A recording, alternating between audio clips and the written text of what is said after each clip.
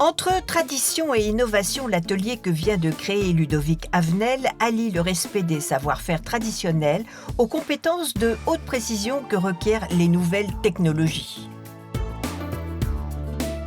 Cet atelier donc, est spécialisé dans la création, conception et réalisation de mobilier avec la particularité de pouvoir proposer des choses donc, innovantes.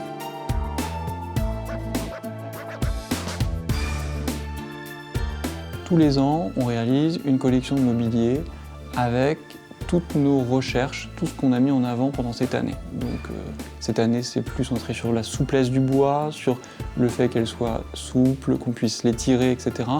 Donc là, on est en train de dessiner, par exemple, toute une nouvelle collection et de nouveaux projets autour de ça.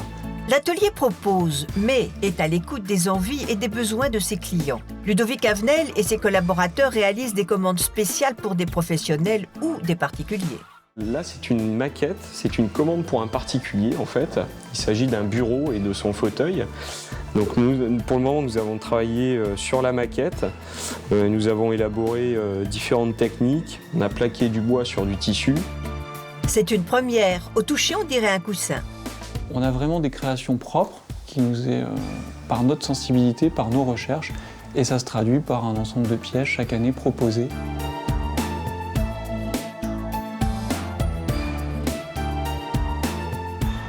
Le but, ça a été de créer de A à Z des formes nouvelles, une nouvelle façon de travailler l'ergonomie, de travailler la matière, de travailler la technique. Leur maître mot, dialogue, création, innovation, technicité et rigueur appris à l'école Boulle. Ayant acquis au sein de notre atelier, on va dire, toutes les bases de l'ébénisterie dans la qualité de l'exécution et de la mise en œuvre, ce qui est intéressant, c'est d'aller un peu plus loin. La démarche de ces trois jeunes et beaux garçons permet de conjuguer esthétique, émotion et technicité. De dire que par exemple la matière bois qu'on a toujours travaillé de manière, on va dire de moyens mécaniques et autres, on peut la traiter avec aussi des moyens de la haute couture. On peut très bien coudre du bois, on peut très bien gaufrer du bois, on peut imprimer sur du bois.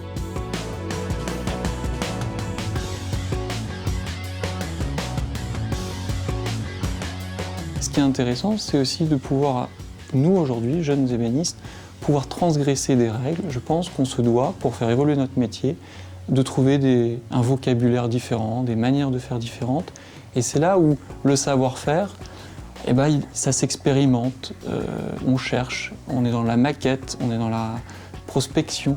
Et à force de chercher, on arrive à maîtriser les choses. Et cette maîtrise-là, ce qui fait la qualité du projet final.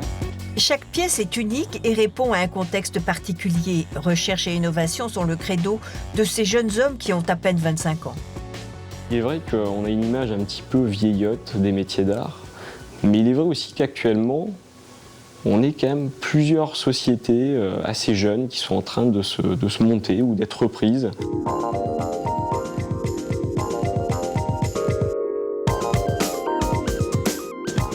Ça a commencé très jeune.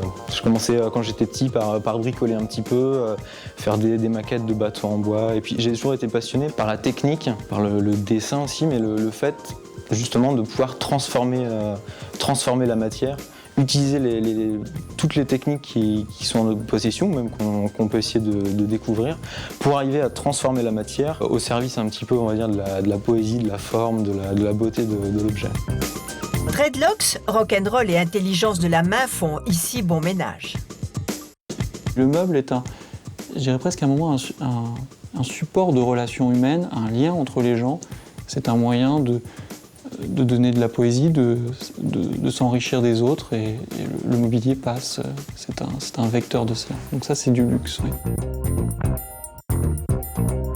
L'esprit du luxe dans cet atelier est composé d'enthousiasme, de passion, de patience au service de la qualité. C'est exactement ce que l'on aime.